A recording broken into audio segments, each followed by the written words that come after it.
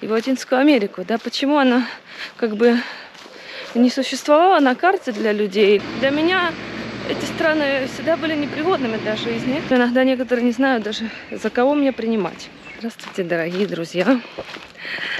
Я иду на работу опять. И я решила, что попробую, может, иногда записывать вот в этом формате. Потому что это такое время мертвое, скажем так, да, tiempo muerto, когда, ну, помимо того, вот как идти до остановки, я особо ничего не могу делать. Это такое время дня, когда мозг такой вот отдохнувший. И это не значит, что у меня нет каши в голове, как и всегда. Как, ну, некоторые мне писали в комментариях, да, каша в голове, понос слов, запор мыслей. Но я думаю, запора мыслей у меня нет, у меня понос слов, по-моему, понос мыслей, все вместе. Но вот в это время дня это особенно все как-то так усиленно, да, вот прям, мы как говорим на испанском, мы говорим «mi cerebro está a mil». А миль, что, 1000 revoluciones por segundo, 1000 километров por hora, не знаю, ну, в общем, а миль. Вот, смотрите, после сильного дождя, как наши улицы превратились в такие вот большие овраги. Потому что, ну, во время дождя они превращаются в реки, в горную реку, да. И я слышала, что тракторы уже начали, эти бульдозеры, тракторы уже начали работать.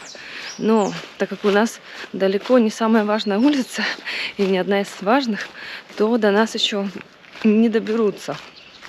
А вот эта улица, она более важная, да, я думаю, ее уже скоро расчистят. Ну, ее, в общем, содержат в более хороших условиях. Так вот, о чем я хотела поговорить. Значит, хотела, наверное, пока свежо, затронуть более такую политическую тему. И, кажется, я уже предупреждала в другом видео, что хоть и пока что это было незаметно, но этот канал, он имеет все равно политическую основу. Почему? Да просто потому, что он был создан из-за новой миграционной волны россиян. И эти люди приехали в основном по политическим причинам. Хотя даже назвать это политическим, у меня не очень-то язык поворачивается. Я думаю, что это более какие-то морально-этические причины. Для меня война — это не политика. Или, как говорят, геополитика. Это этика и мораль.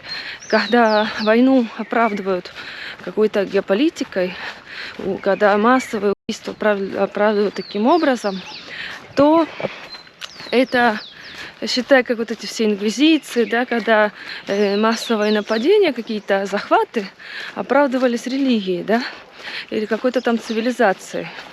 Так вот, это получается приблизительно то же самое. Вот. Но на самом деле я хотела поговорить, немножко проанализировать тему, так как на своем канале на испанском я выпустила практически два видео подряд о моей позиции, связанной с войной, да, и о том, почему люди приехали, почему россияне приехали сюда, в Аргентину, массово тогда, вот, и не только в Аргентину, и в Латинскую Америку, да, почему она как бы не существовала на карте для людей, или существовала как что-то такое очень, ну, для самых смелых, да, для самых авантюристов поехать потуристить, да, но чтобы приехать сюда жить, для большинства людей это был не вариант, да, то есть те, которые приехали сюда жить после 2001 года, это в основном люди, которые попали вот в большинство случаев по замужеству, по женитьбе, да, то есть это кто-то приехал к своей паре, с которой познакомились где-то в другом месте. Еще я знаю один случай, более такой, ну, есть другие случаи, более экзотические. Я вам потом ссылочку оставлю в описании видео. Например, одной женщине нравился очень, русской, да, одной русской, ей очень нравился Кортасар, да, наш писатель аргентинский. И она всегда мечтала приехать в Аргентину. Другой девушке как-то по телесериалам, что ли, понравилась Аргентина. Потом еще одна девушка приехала на сезон серфинга, потому что у нас, ну, практически у нас открытый океан, да, вот побережье Аргентины, побережье Патагонии, это открытый океан. И, в общем, ей понравилось здесь жить, и она осталась. Но чтобы люди намеренно ехали как тенденция, это случилось после 2022 года. Так вот, первое мое видео было о моей позиции, о том, как она поменялась. Да. Я родилась в Донецке, я узнавала о том, что там происходило с 2014 года от родственников, но сама информацию не искала. И у меня была определенная, скажем так, позицию, я не хотела какую-то занимать, да, выбирать. Вот. Я даже не знала, что там было две позиции. Для меня было как-то все однозначно. Вот. И поэтому, когда началось вот это полномасштабное вторжение, даже это термин я поняла только потом, я была из тех, которые кричали, где вы были в течение 8 лет, где вы были раньше. После общения с россиянами, которые приехали сюда, я очень быстро поняла, что все-таки происходило в России. И даже что происходило на Донбассе, я стала видеть, стала смотреть много очень интервью. И мне стало все понятно. Хотя, опять-таки, вот эти все ДНР я никогда не поддерживала, потому что просто-напросто мне показывали, кто там правит. Вот, смотрите. Мне говорили мои родственники, мои родные, вот смотри, вот они, наши новые там правители, там ДНР, это круто. А я говорю, ну это же сразу видно, это люди, это преступники, это рецидивисты. Потому как они говорили, потому как они, в общем, выражались, да, вот ты понимал, что этим людям наплевать на какой-то там народ. И они просто приехали за властью. Вот, ну, эту тему я больше не буду развивать. Меня все равно обсерут за эти высказывания даже. Но дело не в этом. Я не буду ее развивать, потому что уже есть перебор, да, материала в интернете. А хотела поговорить именно о теме, которая меня на самом деле волнует. Я не говорю, что меня не волнует. То, что происходило на Донбассе, то, что происходит сейчас с этой войной. Даже с самого начала я говорила, да, это ужасно. Но и война на Дальнем Востоке, это тоже ужасно. И голод в Африке, это тоже ужасно. И голод у нас, это тоже ужасно. То есть я не особо чувствовала, что это что-то мое, да, вот то, что там происходит, это что-то, хотя, когда я узнала, вот в 2022 году, я просто, вот на следующий день я пошла на работу, вот как сейчас я иду, я села в автобус, и я просто ревела, да, потому что это все-таки не одно и то же, хоть это не мои страны, но я там росла, я там родилась, я там росла, и просто эмоционально на человека влияет по-другому, даже если ты куда-то поехал потуристить в какое-то красивое место, которое тебе понравилось, его разрушили, то ощущение уже другое, да, как если бы это было место, о котором ты никогда не слышал. И приблизительно то же самое, только в данном случае я не любила Украину, Россию, но я там жила, и видеть это разрушение, это было страшно, конечно. Узнать об этом, это было страшно.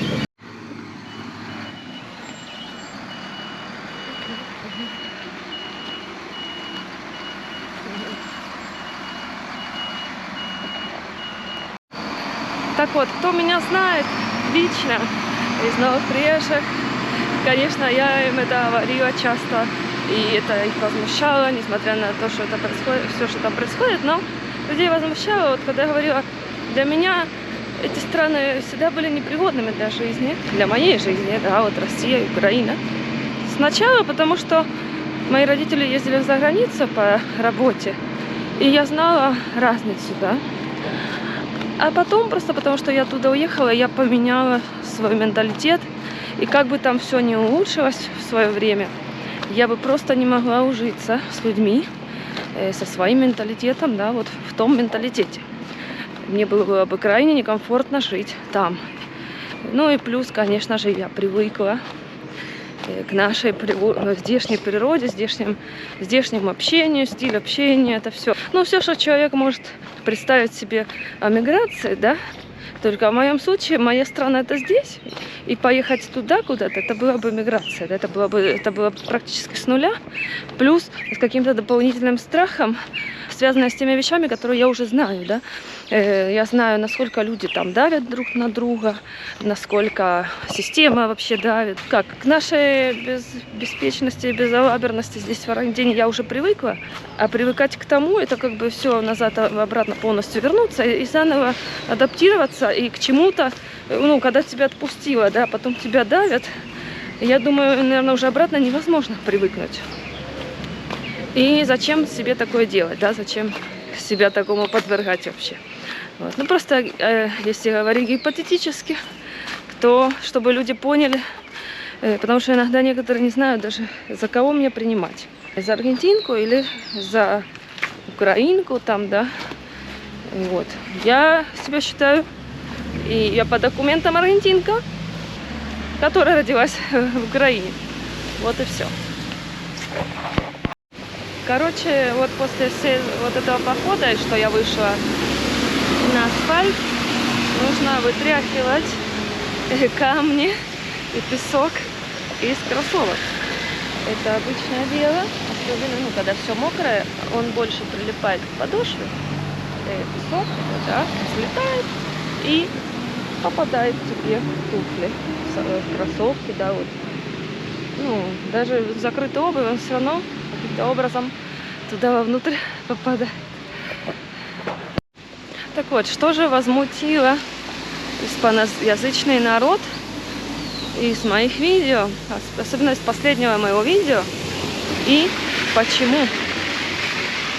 И что меня возмутило, и что меня пугает? Может, и не очень пугает, потом объясню. Людей возмутило то, что они видели, что приехала куча русских, но они точно не знали, почему. Поэтому все эти люди пишут россиянам: добро пожаловать, bienvenidos los rusos, давайте там приезжайте, мы вас ждем, мы любим Россию. Но когда их ставишь перед фактом, что эти люди не согласны с тем, что происходит, для них это было их вводило в полное замешательство, потому что в принципе это логично, но когда у людей уже своя логика какая-то отстроена, да, то для них это было не так логично. А какая у них была отстроена логика? Большинство этих людей поддерживают все эти наши популистические правительства.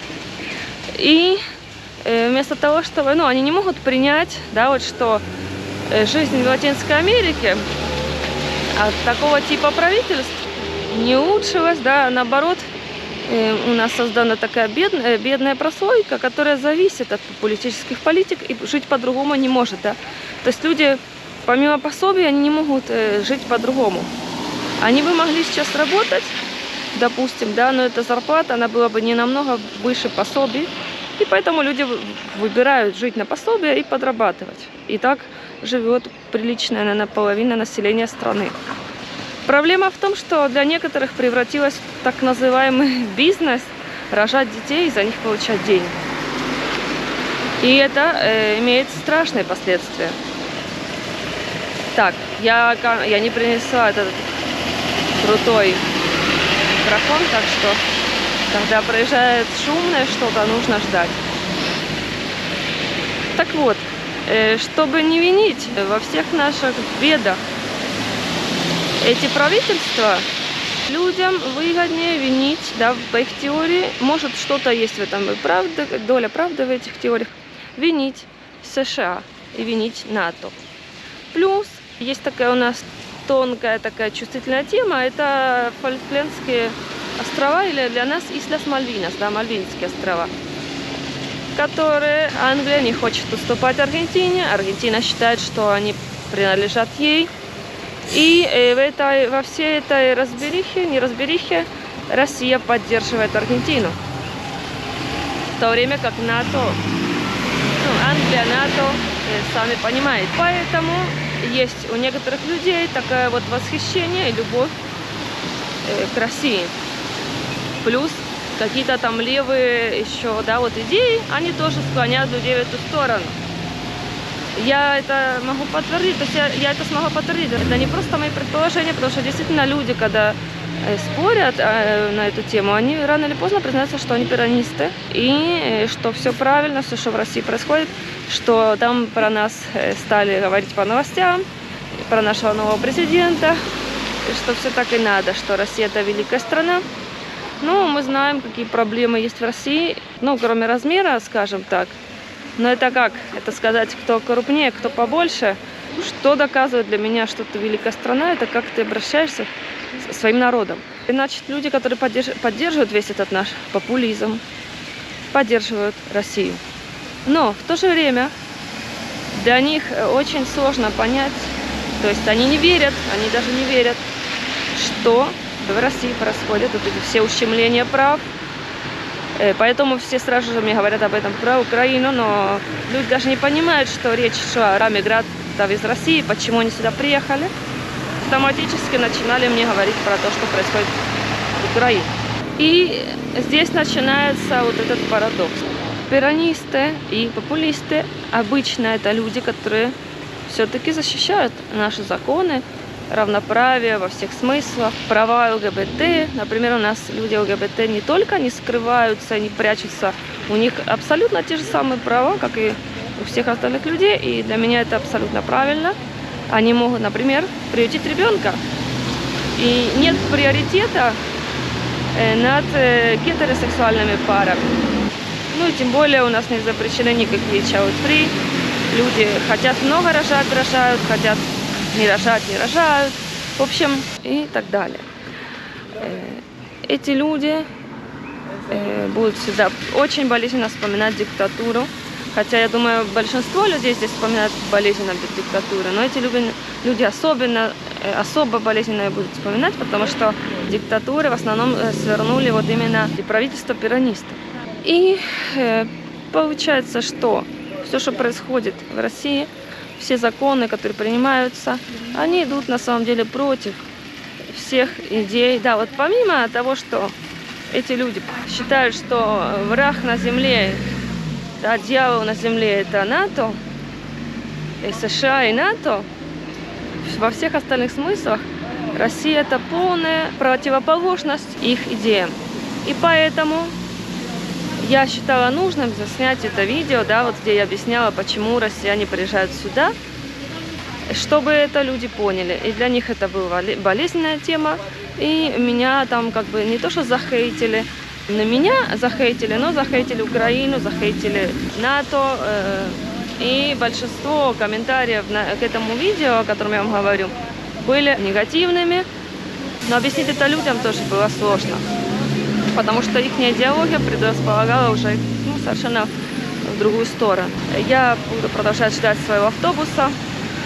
Я думаю, что самое важное, я уже сказала, да, вот откуда взялась эта реакция к моему видео, в котором я объясняла, почему россияне покинули Россию и как они попали такими количествами в Аргентину. На это видео я тоже ставлю ссылочку, но оно на испанском языке. Субтитры автоматически, так что там может быть какая-то несуразица в переводе, но все равно. Кому интересно, я оставлю ссылку. Ну, все, друзья, на сегодня все. Извините, может, кого-то я разочаровала, но этот канал, он был создан на политической основе, просто этого было незаметно, но это было неизбегаемо, да? Рано или поздно затронуть вот такие темы. Вскоре увидимся и всем пока.